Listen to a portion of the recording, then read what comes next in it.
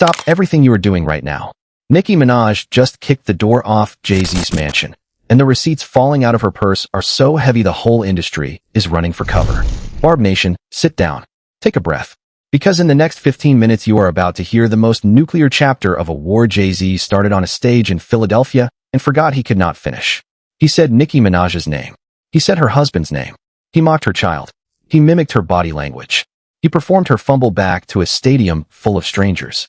And now the woman the whole industry has been quietly terrified of for 15 years has finally reached into the vault, unlocked the box marked, "Do not open under any circumstance," and pointed the barrel straight back at the throne.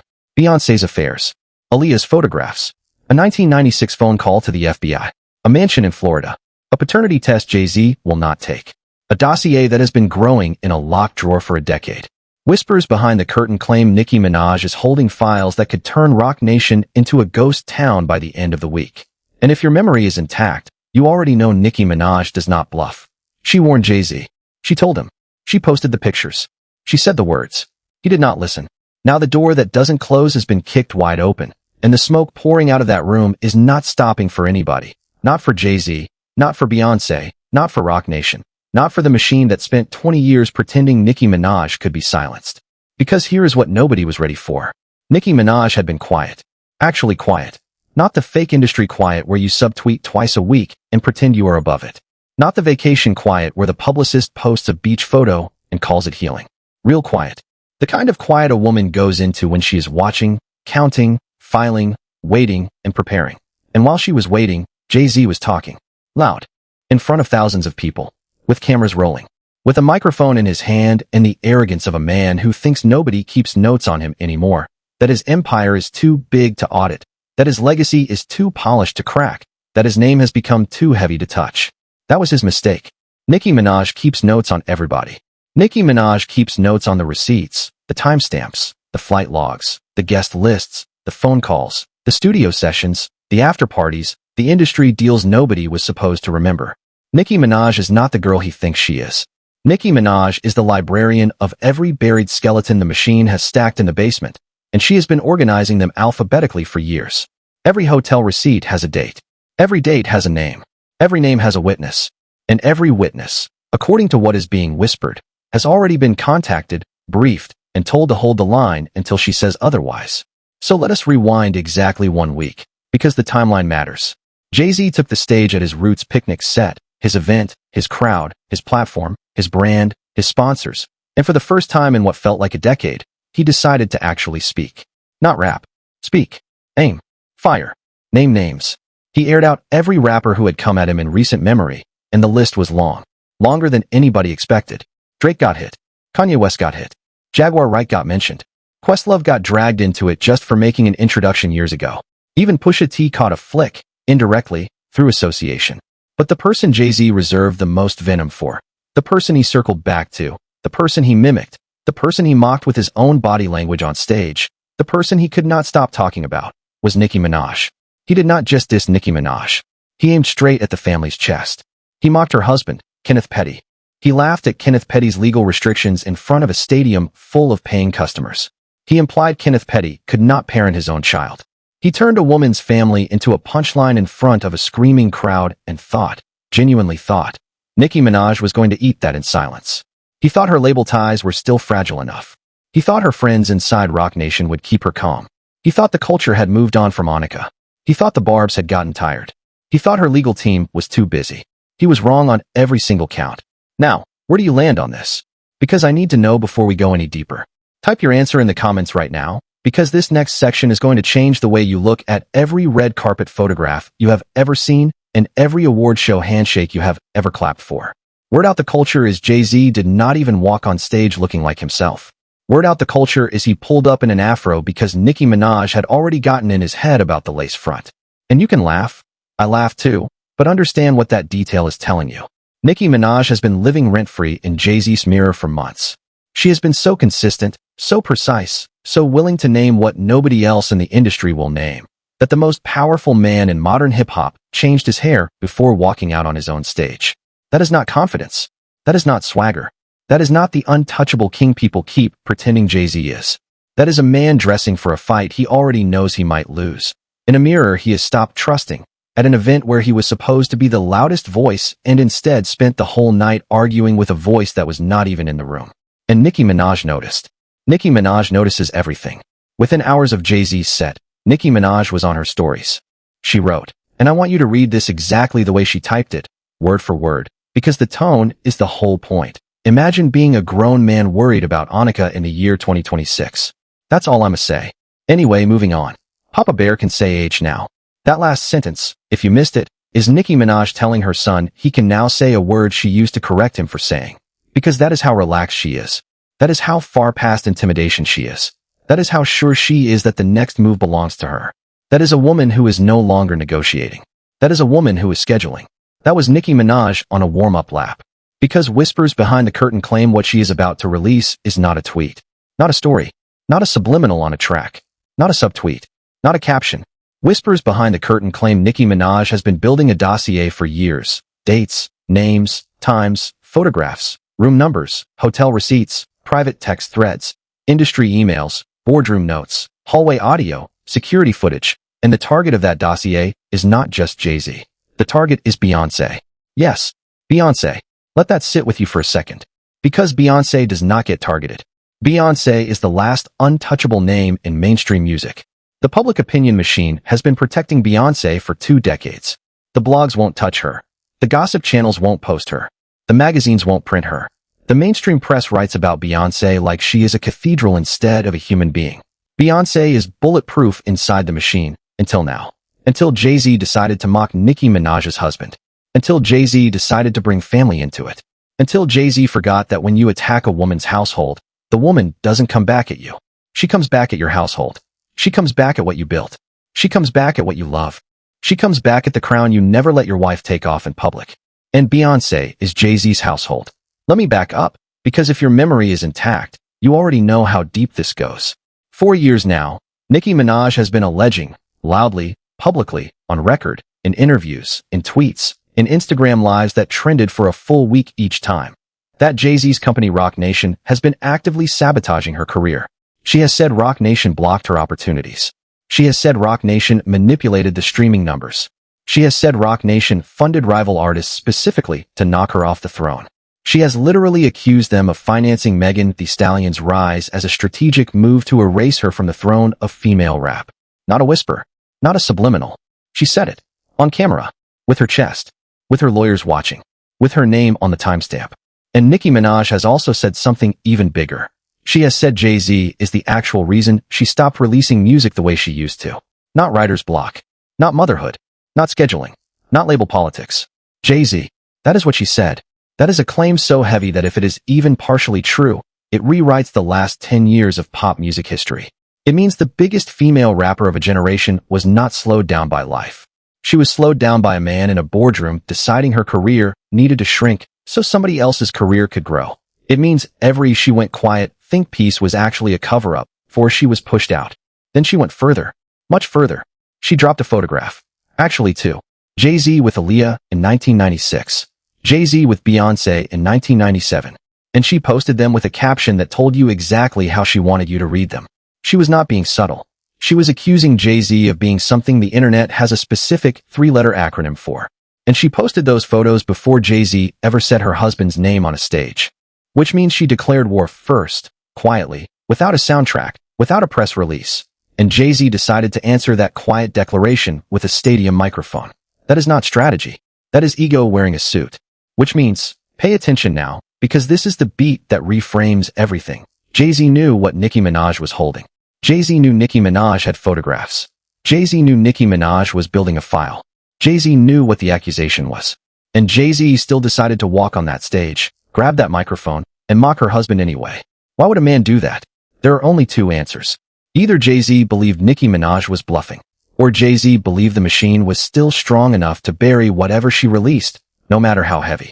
Both of those answers, in the year 2026, are miscalculations of the highest possible order. Because Nicki Minaj does not bluff. And the machine is not what it used to be.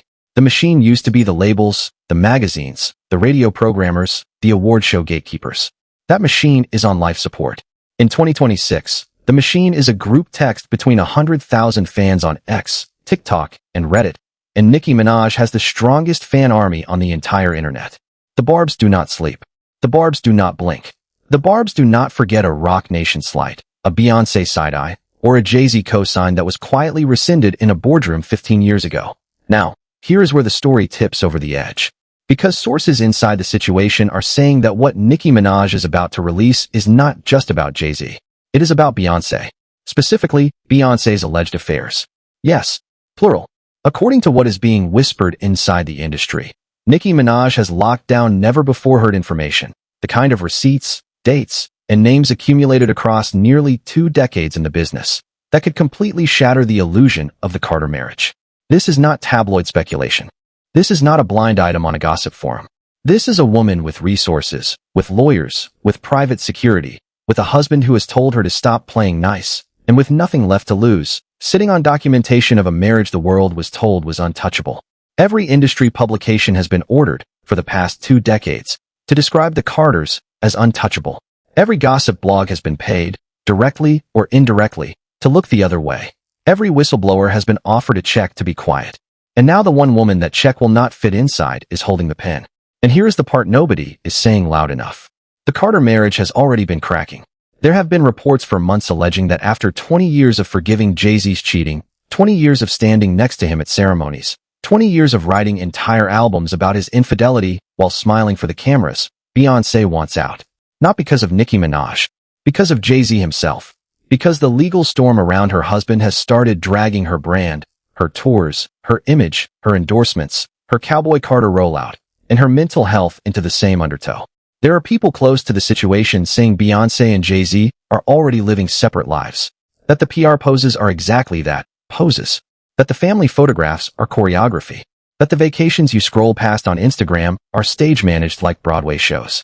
And now Nicki Minaj is about to open the door that doesn't close. Let me tell you something even heavier.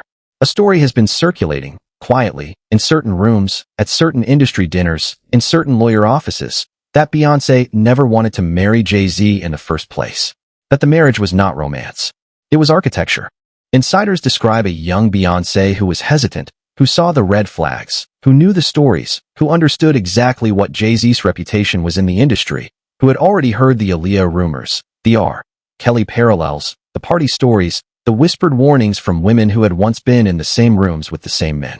And they describe a mother, Mama Tina, who had been managing her daughter's career since the Destiny's Child days, who saw Jay-Z the way a real estate developer sees a corner lot in Manhattan. Not as a man, as a location, as a strategy, as a career move that would make her daughter bulletproof inside the machine. According to these accounts, when Beyoncé went to her mother and said she was scared, her mother did not protect her. Her mother closed the conversation, told her the marriage was the move, told her the alternative was staying a girl instead of becoming a monument, told her a woman who says yes to Jay-Z becomes a queen, and a woman who says no to Jay-Z becomes a footnote. And Beyoncé, 20-something years old, being told by the woman who managed her that this was the ladder she had to climb, Beyoncé climbed. And every year since, according to the whispers, she has been climbing back down. Every album since Lemonade has been a woman renegotiating her own contract with her own marriage. Every lyric about infidelity has been a subtweet nobody was allowed to call a subtweet. Every choreographed public appearance has been a photograph a lawyer approved before it went to Vogue. Every whispered, "She looks so happy," has been an image consultant collecting a paycheck. Now, where do you land on that? Because I need you to hold that thought, because we are not done. We are not close to done. We have not even reached the darkest room in this house. We have not even opened the drawer. Anyway, moving on. Because Nicki Minaj is not the only person Jay-Z decided to name at his Roots picnic set. He also went after Drake.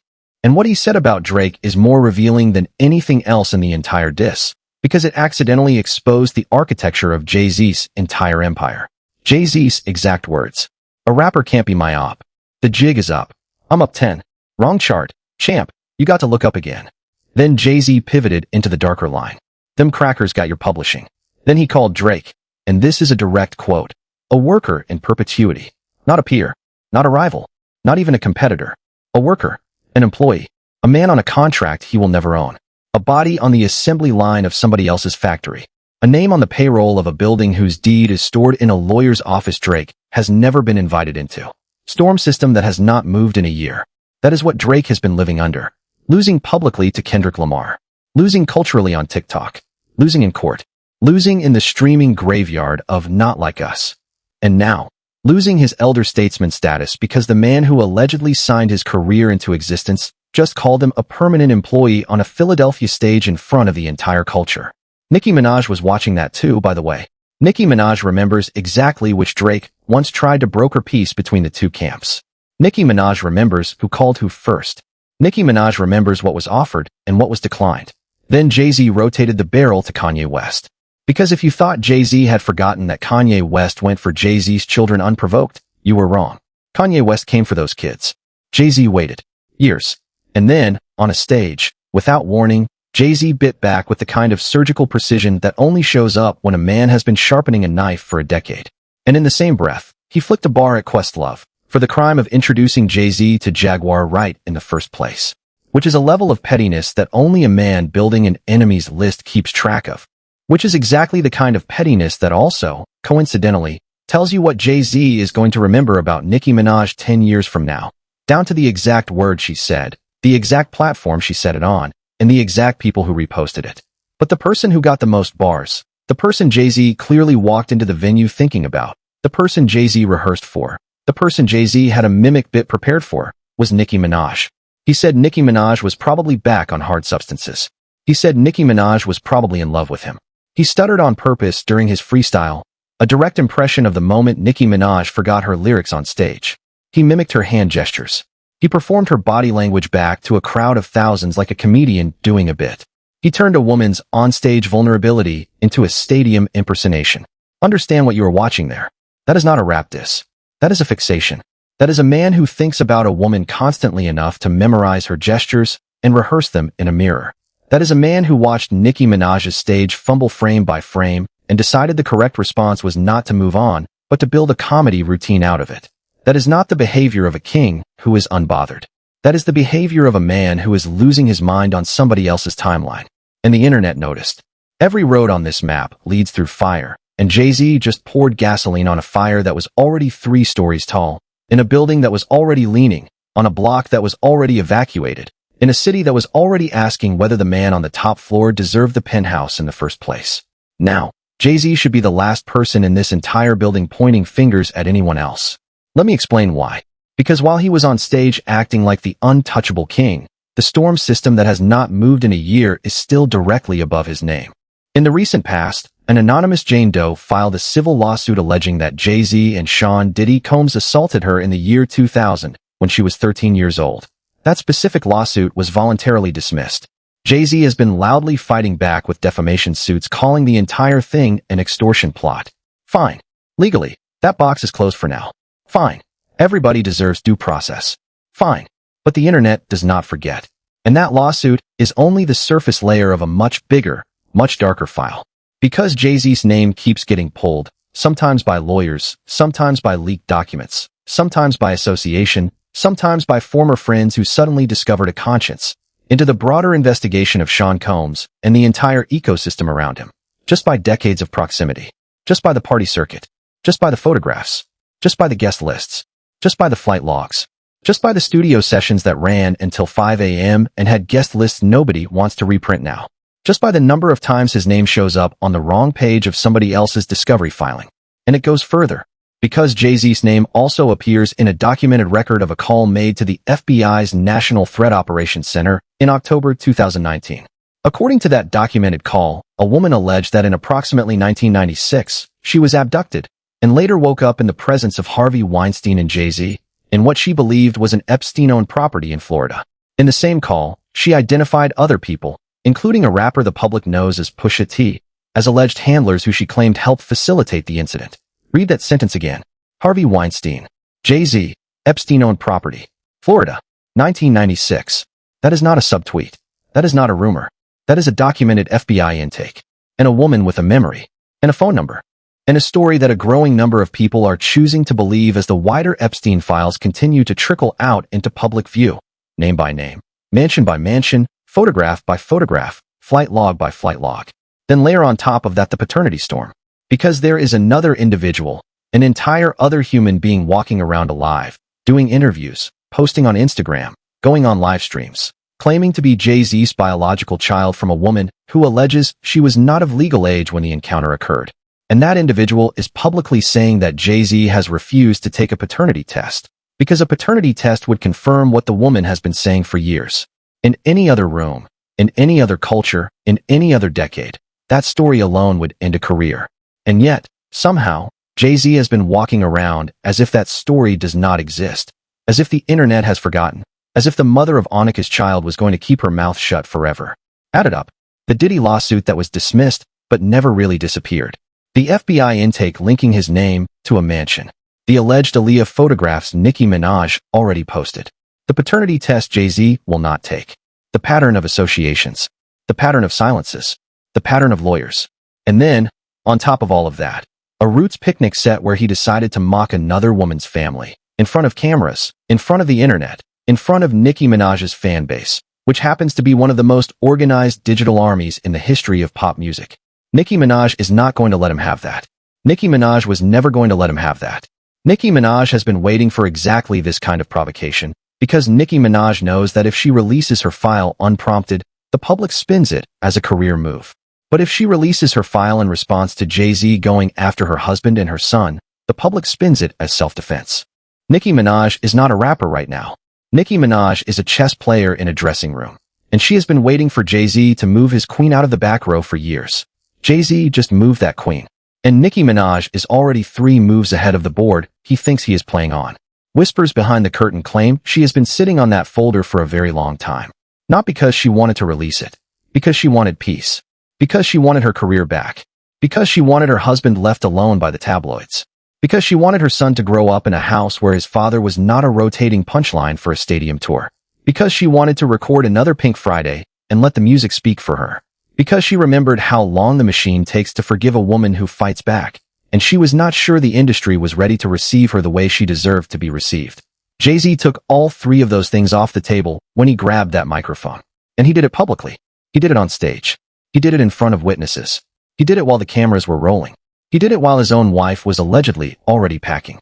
He did it while his own lawyers were allegedly already asking him to stop talking about the past. He did it anyway. So now we are here. Now the door that doesn't close is open. Now the folder is on the desk. Now Nicki Minaj has the moral high ground, the receipts, the audience appetite, and the fan army.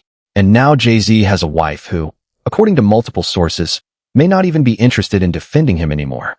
Nicki Minaj has a united household. Jay-Z has a fractured one. Nicki Minaj has a husband who is telling her to hit back. Jay-Z has a wife who is allegedly telling her lawyer to draft paperwork. Nicki Minaj has a fan army that is already assembling. Jay-Z has a boardroom that is already asking whether Roc Nation can survive the next quarter with his name on the letterhead. Because let us be honest about Beyoncé for a second. If everything the whispers are saying is even partially true, if Beyoncé was pushed into that marriage by her mother, if she has been quietly documenting Jay-Z's affairs for years, if her mental health has been fraying under the weight of the legal storm, if her Cowboy Carter era was supposed to be the beginning of a solo identity untethered from her husband, then Beyoncé is not standing in front of Jay-Z when Nicki Minaj opens fire.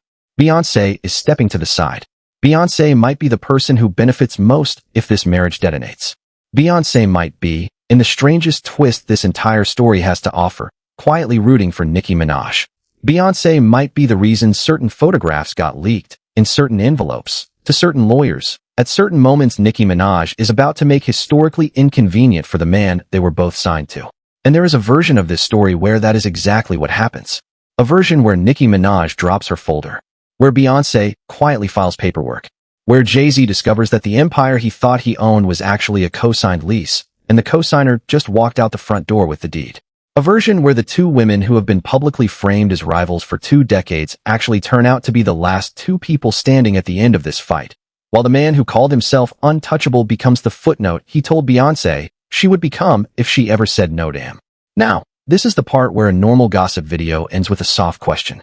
This is not a normal gossip video, because there is one more thing I need you to hear.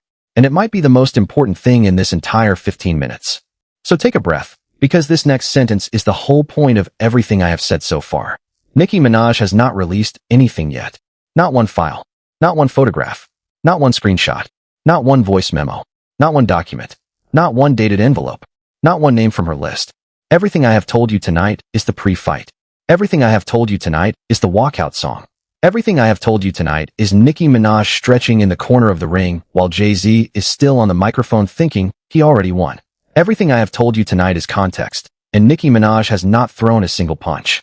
The fight has not started, and when it does, and it is going to start soon, because that Instagram story about Annika in the year 2026 was not a closing statement. It was an opening bell, and everybody in the industry heard it. The entire music business is going to have to pick a side. Roc Nation is going to have to pick a side. Every artist who ever took a Jay-Z cosign is going to have to pick a side. Every blog that ever covered for Beyoncé is going to have to pick a side. Every publication that spent 20 years photographing the throne is going to have to decide whether they still want to be in that photograph when the folder finally opens. Every award show is going to have to decide whether they still want to book both sides of the family. Every streaming platform is going to have to decide whether they still want to keep those old Roc Nation playlists on the front page. Every executive who ever laughed at a Nicki Minaj interview in a private meeting is going to have to decide whether they want their name to be the next one in the caption. And here is the last thing before the CTA, because this line I want you to write down. The internet does not forget, but the internet also does not forgive. Every road on this map leads through fire, and there is no version of the next 30 days where somebody at the top of this industry does not burn. Somebody's brand catches fire. Somebody's marriage catches fire. Somebody's label catches fire. And when the smoke clears, the person still standing on top of the ashes is going to be the person who was quietest for the longest. The person who did not need to prove anything. The person who let the man on the stage do all the talking and let the man on the stage hand her, one microphone at a time, every single word he did not realize he was giving away. That person, if you have been paying attention to this entire video, is Nicki Minaj. Now, where do you land? Should Nicki Minaj take the high road this one time? Stay unbothered. Let her catalog and her legal team do the talking while Jay-Z sinks under his own weight? Or should Nicki Minaj open that folder, drop every receipt, name every name, and force the industry to reckon with the man behind the empire? Personally, I think Nicki Minaj is going to pick a random Tuesday nobody expects, at a time nobody predicts, in a format nobody sees coming, and she is going to detonate the entire building. I think Nicki Minaj has been rehearsing this walk for years. I think Jay-Z gave her the excuse. And I think Beyoncé is quietly relieved, in a room nobody has photographed, with a lawyer nobody has named yet. But I want to hear from you. Drop it in the comments right now, before you close this tab, because this comment section is going to be a historical document by tomorrow morning. Type the name of who you think falls first, Jay-Z, Beyoncé, or the machine that built them. Type receipts if you think Nicki Minaj drops the folder before the month is out. Type silence if you think she lets the empire eat itself. Type both if you think this is the fight that reshapes hip-hop for the next decade. Type Annika if you have been on Nicki Minaj's side since the beginning and want the world to finally hear you. Type Chapter 2 if you want me back on camera the second she moves. And listen, before you scroll away, keep this channel close, because whispers behind the curtain claim what happens next is going to make tonight's video look like a warm-up. There is a second file. There is a third name. There is a photograph nobody has seen. There is an interview that has already been recorded but not yet released. There is a lawyer who has already been retained but not yet announced. There is a producer sitting on studio audio that Nicki Minaj recorded 3 years ago and never released. There is a former Roc Nation employee who has been waiting a very long time to say a very specific sentence into a very specific camera. And when any of that drops, you are going to want to be in the room when I break it down line by line, name by name, receipt by receipt. Subscribe. Turn the bell on. Share this video with the group chat that has been arguing about Nicki Minaj and Beyoncé for a decade. Because Nicki Minaj is not done. Jay-Z is not safe. Beyoncé is not smiling. Roc Nation is not sleeping. And the story you just heard is only chapter 1 of a book the industry has been trying to burn for 20 years. The door that doesn't close is open. The folder is on the desk. The lawyer is on the phone. The Instagram story is already typed and waiting in the drafts. And the woman holding the match has been quiet for exactly long enough to make sure nobody in that building is going to walk out of this fight the way they walked in. She has been quiet long enough to make the machine think it was safe. Long enough to make the boardroom think it was over. Long enough to make Jay-Z think, in front of that Philadelphia crowd, that he could still say her husband's name without paying for it. Watch what walks through that door. Because when Nicki Minaj finally speaks, not tweets, not stories, not subliminals, but actually speaks, on camera, with a document in her hand and a date circled on a calendar, the entire building Jay-Z built with his own 2 hands is going to shake down to the concrete. And Beyoncé, if she is smart, is going to be standing outside on the sidewalk when it does, with sunglasses on, watching the smoke rise, and knowing that the woman she was told to see as a rival for 20 years is actually the woman who finally set her free. That is the story. That is the whole story. That is the story the industry has been paying millions of dollars to keep off your screen. And it is coming, whether they like it or not, because Nicki Minaj is holding the pen now, and Jay-Z handed her the ink himself the moment he opened his mouth on that Philadelphia stage. He handed her the ink. He handed her the paper. He handed her the microphone. He handed her the moment. He handed her the excuse the whole industry told her she would never get. And now, with everything the world thought was fixed suddenly wobbling on its base, Nicki Minaj is holding the last and signed page of a contract that could end an empire. Meet me back here for chapter 2, because we are just getting started, and the folder is just getting warm. There is a page in it that has Beyonce's name on it. There is a page in it that has a hotel's name on it. There is a page in it that has a date on it that will make certain people in certain buildings very quiet very quickly. And when Nicki Minaj turns to that page, on her own timeline, at her own pace, with her own witnesses standing behind her, this video, this comment section, and this exact moment you are reading right now will look, in hindsight, like the last 30 seconds of quiet before the entire skyline lit up. Stay close. Stay loud. Stay watching. Because Nicki Minaj is not asking permission anymore. Jay-Z is not in control of the story anymore. And Beyoncé is not the woman she was the last time you saw her on that stage. Everything is moving. Everything is shifting. Everything is about to change. And the only question left worth asking is not whether Nicki Minaj drops the folder. It is who, in that whole industry, is going to be brave enough to still be standing next to Jay-Z when she does.